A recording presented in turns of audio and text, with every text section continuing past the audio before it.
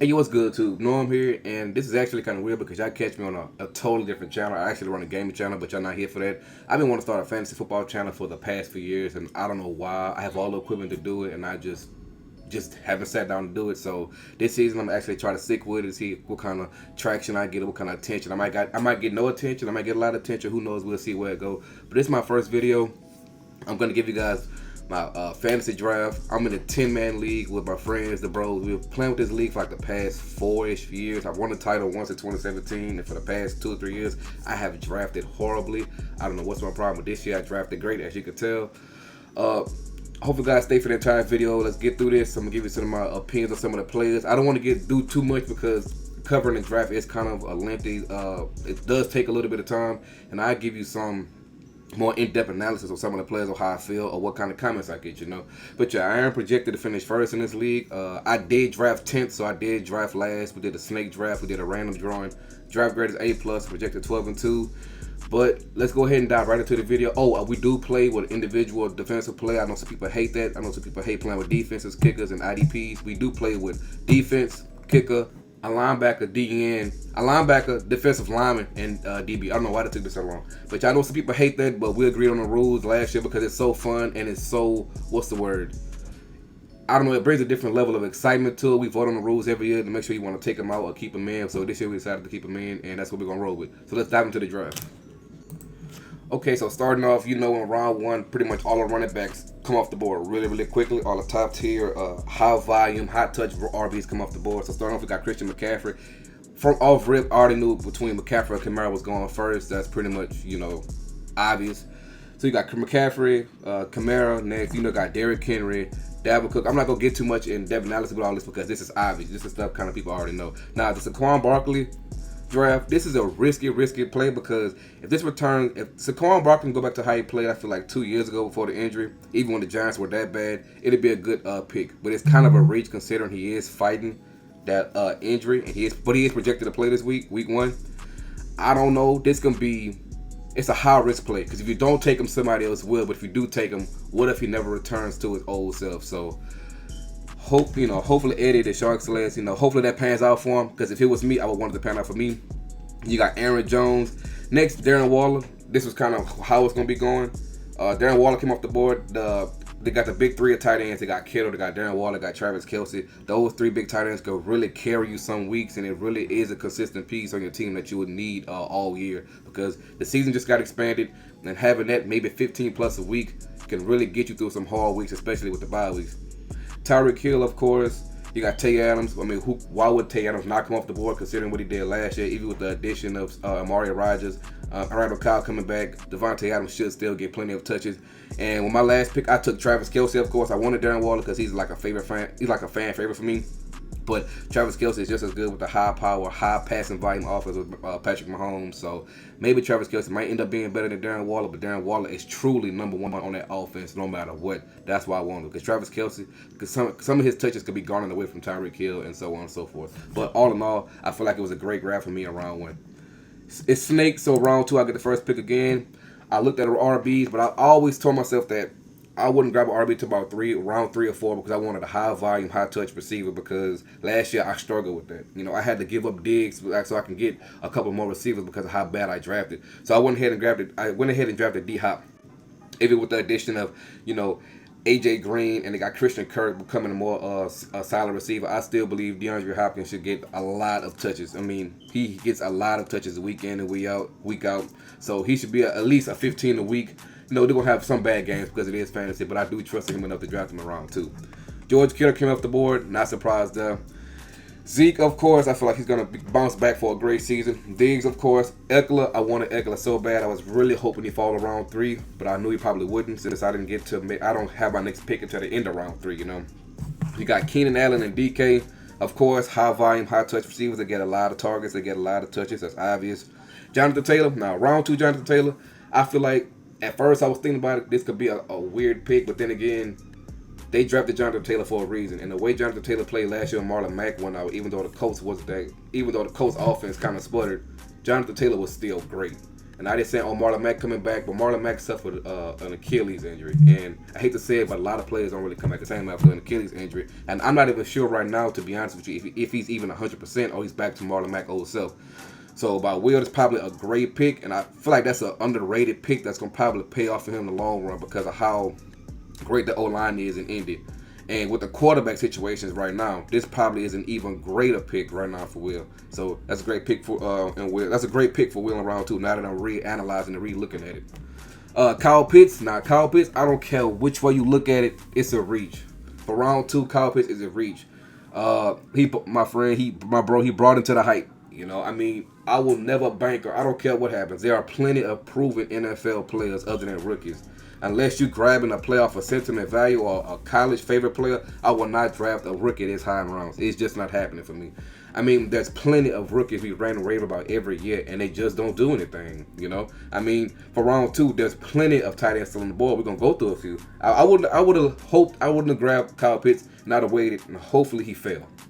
You know, I just can't see that happening for me. I will not grab him this early in the round, but he did. Like I said, this could be a great pick, or it could be a pick you wish you gave back if you would have got something else, you know. But moving on, and the last pick of the round was Najee Harris.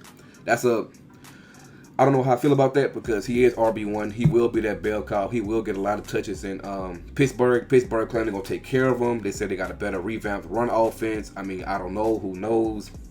Because I feel like James Conner wasn't so much the issue last year, even though he battled injuries, because the offensive line and the run game was horrendous. It was horrible. And they got rid of James Conner to bring in another running back. Hopefully they brought out the old running offense and brought in some new ones. But like I said, all this is speculation until we see week 1. That's the end of round 2. Moving on to 3. Like, I'm going to get less and less in depth as the rounds go on because we just pick it for value at some point. I'm not going to go in the depth of each analysis unless I see a steal or something or what I believe to be a steal. But like I said, moving on to round 3, T.J. Hockenson, that's a great pick. I feel like to start the round off for round 3 simply because of the fact that Jared Goff is in Detroit. And to be honest with you, I can't even name some of the receivers right now in Detroit. I know they got Jared Goff now, of course. They got Swift, they got Jamal Williams. I know they have T.J. Hockenson. But like I said, a lot of these rosters got shaken up, and I'm still in the process of learning the rosters as well as the depth charts. I know a lot of them, but like I said, if I say something wrong, just correct me in the comments. You know, I'm not the type of guy to think I'm always right about stuff. If I see something wrong, if I say something wrong, just let me know. You know, I correct it anyway. You know, it don't matter to me. You know. But Hockenson, I believe Hockenson will get plenty of targets a game. As long as he stay healthy and Jared Goff stay targeting him, if they can scheme him to get open, I believe he will do a lot. Same thing with DeAndre Swift. I believe DeAndre Swift will get a lot of touches too, as long as he stay healthy. Even though Jamal Williams is down now. You know, I'm a Green Bay fan, so sad to see him go, but you know, I'm glad I'm surprised I feel bad that he's actually in the NFC North, you know, just not on our team. Moving on, we got Dak. Dak with the way he played last year before he got injured, he did have a lot of passing yards. He was probably going to break a few records because the simple fact was their defense was bad. Then they had to shoot it out with every team. Like, that would have been the perfect time for me to have Dak and he to stay healthy because whenever you got a quarterback with a horrible defense, but you got a great quarterback like with Deshaun Watson, they are forced to shoot out every game, which means their fantasy numbers are going to look amazing because their defense is so bad. They have no choice but to keep scoring. Moving on, Kyler Murray, of course, with 3rd round. So if you got 3 straight quarterbacks, Murray, Jackson, Mahomes, all that self-explainable. Justin Jefferson, I can't wait to see what he does this year. Considering they don't have Rudolph anymore, and they just lost Irv Smith, so it's pretty much just him and Thielen. So that's a lot of targets between both of them. Joe Mixon, of course, Josh Allen. I wanted Josh Allen so bad. I love Josh Allen. Calvin Ridley, and with the last pick, I took James Robinson. Because he was a bell cow for last year for the Jaguars, and the Jaguars apparently has a new offense behind Trevor Lawrence. He catches the ball, he runs the ball, he gets a lot of touches. And to be honest with you, at the end of the 3rd round, I didn't have too many choices to begin with because, you know, I took tight end and receiver. So, started the 4th, I went back to back, I grabbed Nick Chubb. So my 2 running backs is Nick Chubb and James Robinson. And I got Kelsey and I have D-Hop. So right now I'm feeling great. My first 4 picks were great, amazing. I got 2 great running backs and I got a receiver and a tight end. So I'm feeling great at this point in the draft. But the next draft upsetting me so bad. Aaron Rodgers, like I said, I'm a Green Bay fan, so I'm really expecting this maybe to be Aaron Rodgers last year. This might be a Super Bowl Cinderella story year. I don't know. I wanted him bad, but he took him, so, you know, whatever. Mark Andrews just signed a big contract. Happy for him. That's a great pick. This is a tight end that should have went the 2nd round instead of going to Kyle Pitts or a tight end. or just another player altogether. I would not have taken, like I said, Kyle Pitts in a second, but Mark Andrews does get a lot of targets in the red zone. He does get a lot of targets in general on that Ravens offense. And considering the way Marquise Hollywood Brown has been playing over the past couple of years, and with the addition of Sammy Watkins, who knows what the passing game going to look like. But the only sure thing for me for that passing game of the Baltimore Ravens is Mark Andrews. Ryan Tannehill is the 4th round. I understand you got A.J. Brown.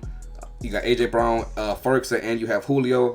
Those are big targets, big name receivers, prime time receivers. Hey, I understand the pick. And look, running out of quarterbacks, I understand the pick. But I would not have taken him before Justin Herbert. It just not have happened for me. Josh Jacobs, I don't know how it's going to pan out between him and Drake. I really don't understand. CD, great pick. I really feel like he's going to be wide receiver 1, even though Amari Cooper is there, because that man is great. McLaurin, great. Judy, I don't know. He could be poised for a breakout year behind Teddy B, but Teddy B has to throw the rock like he did when he was in New Orleans. If Teddy B goes down there and play like he did in New Orleans, between him and Cortland Sutton, they're going to have 1,000 yards apiece at least. And hopefully Judy's poised for a breakout season. Like I said, he had a lot of drops last year. Rookie season. Hopefully he got all that past him, and hope he's ready to, have a great year. Antonio Gibson, I had him last year. I had him during the Thanksgiving game. The man was great. I was in tears watching the game because I love this player so much. But like Ravens stole him from me. It is what it is. I want him so bad. But that's just how fantasy is. Round 5. Back-to-back picks for Ravens. He took Russell Wilson, of course. I wouldn't have taken Ryan Tannehill before Russell Wilson and with Jay Herb. I feel like these two quarterbacks should went before Tannehill. I don't understand it, but it is what it is. You got DJ Moore. I don't know. I haven't been hearing DJ Moore's a lot, but sometimes I haven't been hearing his name a lot. Sometimes no news is good news right now, because a lot of times the news is usually season ended. So Robert Tonyan for the fifth round, 43rd pick. I mean, I love Tonyan as a Green Bay fan, but I feel like they don't use him enough. And I feel like the Atlanta game last year when he went off about 3 touchdowns, even though Atlanta was bad, that should have showed they should use him a lot more. But I think we use 3 tight ends. It's Tonyan, Mercedes Lewis, and it's another one. And I don't understand why they don't use him that much. I don't get it. Right up there you got Gesicki. Same thing with the Dolphins. They use Smythe, they use Shaheen and Gesicki. Well, Gesicki is great. Gesicki is a dog, but he just don't get it's always that 1 week where Gesicki get 10 targets for 150 yards and 2 touchdowns, and everybody jump on the waiver wire, go grab them. Then the next week is the 5 points, because that's just Miami using 3 tight ends, which I don't get. You have somebody that's great, why not use them along with the rest of the receivers? I don't get it. That's like not playing Travis Kelce some weeks. I don't understand it. AJ Brown next, of course. Now Logan Thomas, that's one of my sleeper tight ends. I really believe he's poised for a great breakout year, especially if Ryan Fitzpatrick can stay consistent and throw the football.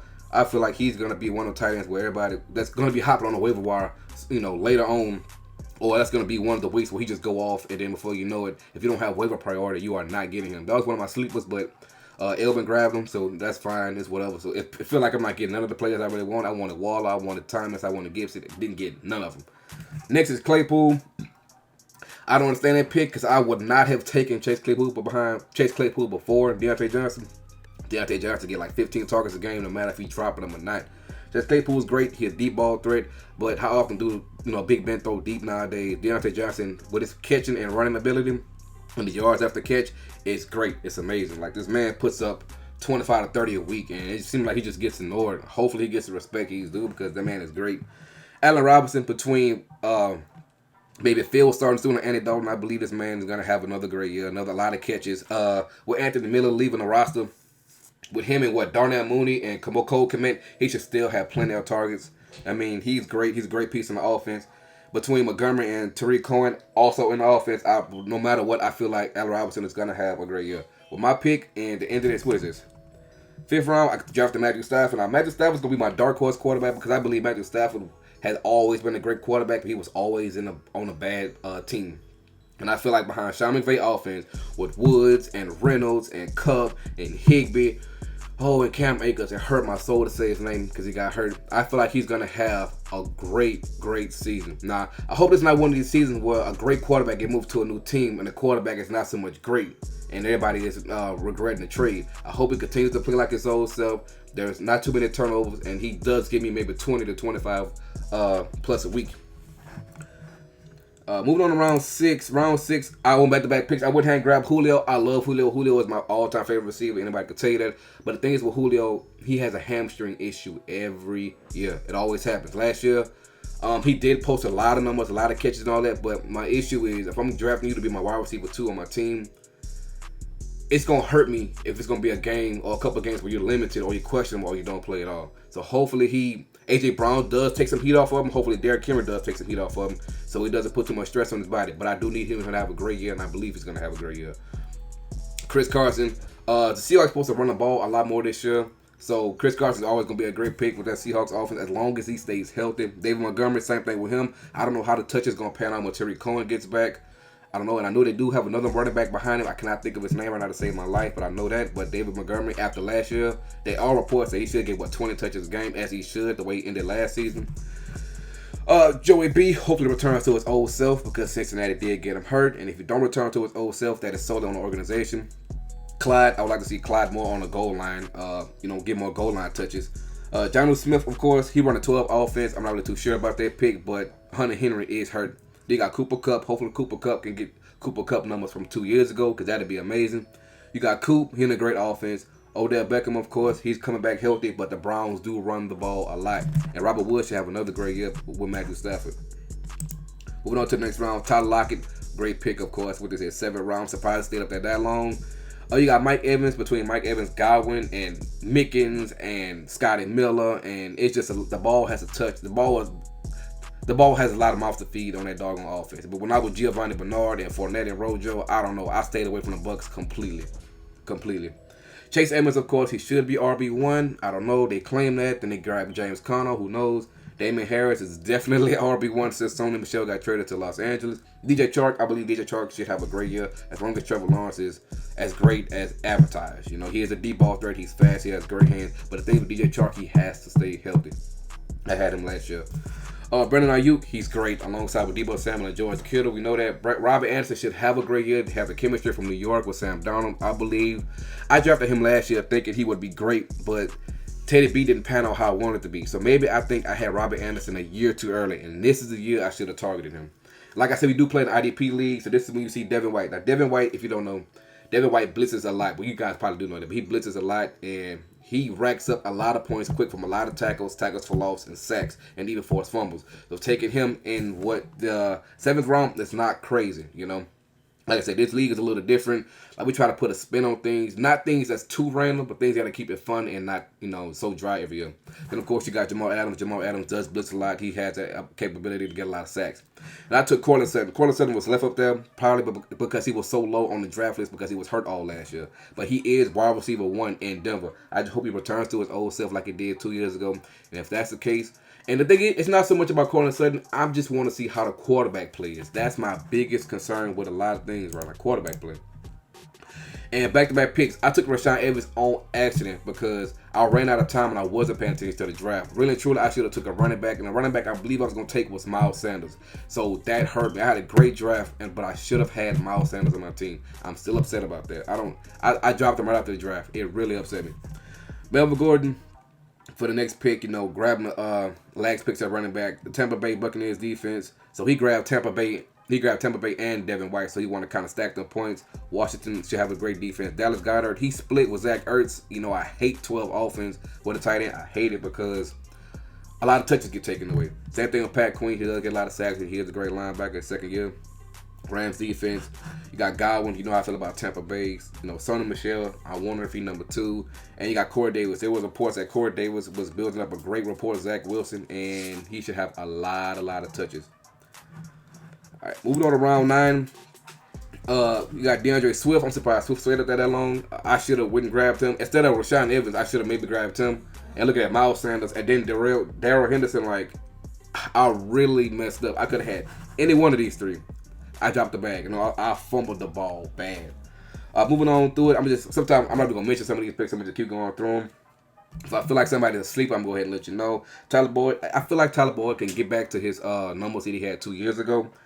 But because right now, everybody's ranting and raving on T. Higgins and Jamar Chase. And I don't know if people remember, but Tyler Boyd was the one catching everything when A.J. Green wasn't catching anything. I'm sorry, when A.J. Green was just hurt, Kenny Galladay, I feel like they can be a great receiver as long as he stay healthy. Kareem Hunt is great when the Browns are down. But I feel like Kareem Hunt and Nick Chubb gonna always get their touches, always gonna get their points. But I feel like they put a small ceiling on each other, just depending on how the game go. And you never know how the game go this year.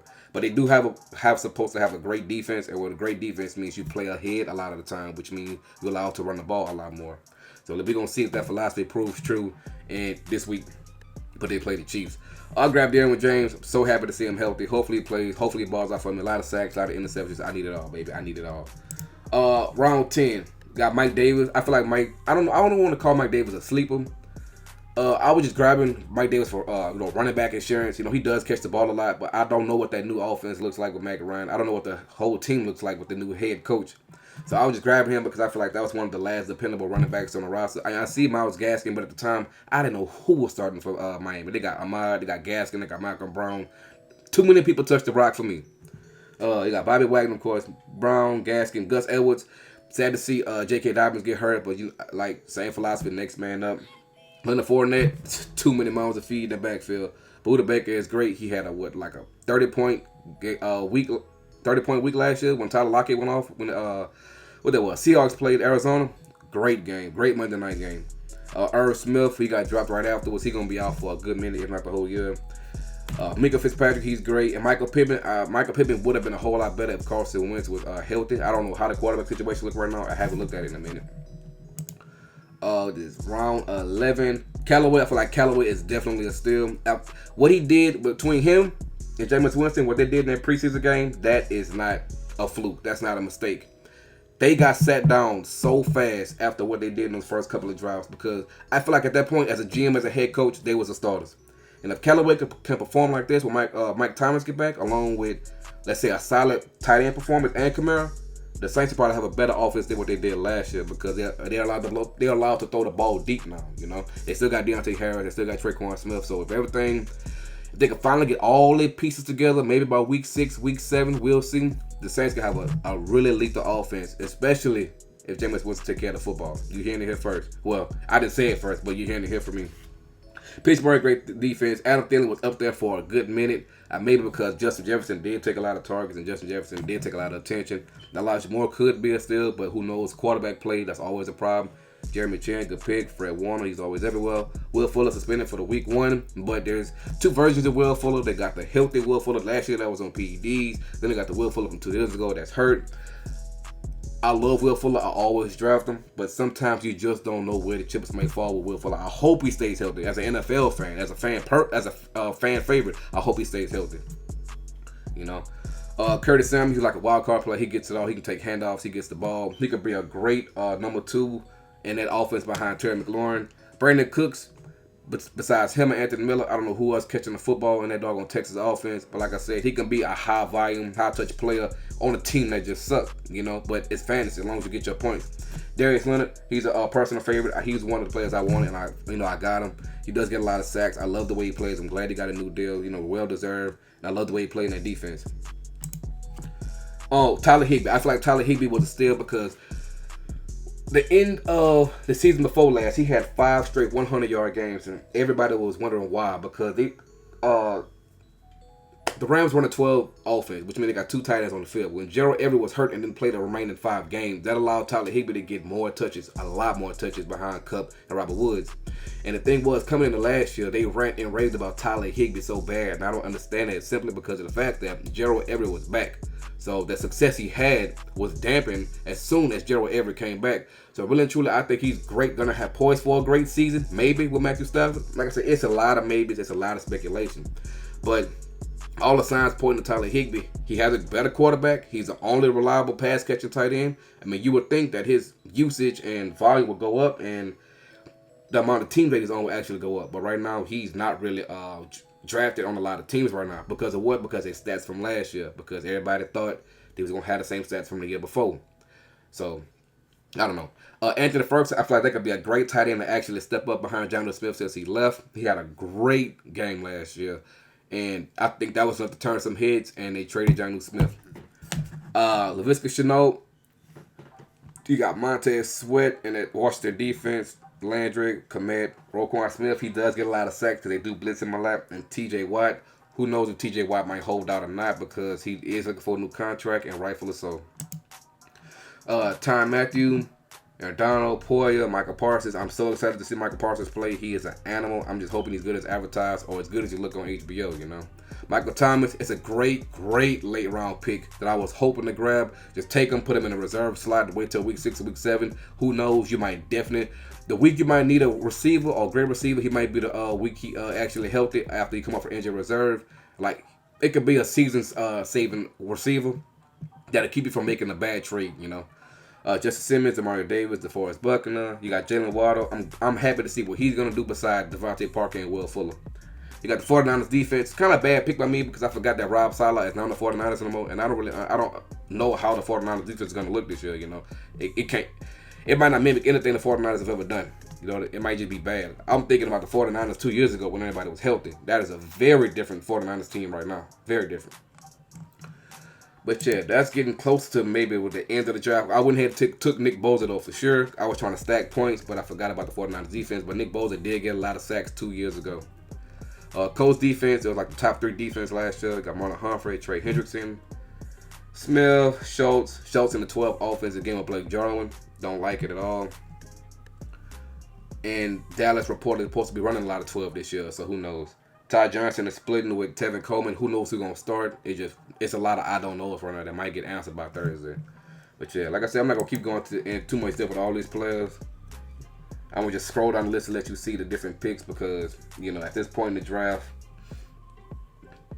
you know, a lot of the high value players gone. Now, I did grab Devontae Parker. I did see him on the list. He was hurt a lot last year. Devontae Parker is wide receiver 1, but I don't know if he's going to perform like wide receiver 1 or if Tua's going to even treat him like wide receiver 1, you know. Because Tua did play on the same team with Jalen Waddle. So, it's like, who knows what's happening to Devontae Parker. Maybe I don't know. It's a big I don't know that. And he's still recovering from his injury. 16. I had Tyler Bass last year. Love him in that high volume offense with the Bills because they do get in the red zone a lot. Going through. I feel like Russell Gage could be a good number 2 behind Ridley and Kyle Pitts. He just have to step up because Julio is definitely gone and not coming back. Jacoby Myers, I feel like that's a sleeper on the Patriots.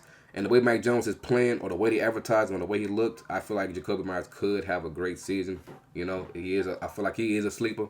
Well, he was a sleeper, not a sleeper anymore. Round 17, J.K. Dobbins got taken. He was actually auto-drafted on accident. And that's why he was taken so late in the round. So that kind of makes sense. But, you know, you can't really use him now. You know, sad to see him hurt. Like I said, I hate it. But for anything, I'm an NFL fan. I hate seeing injuries.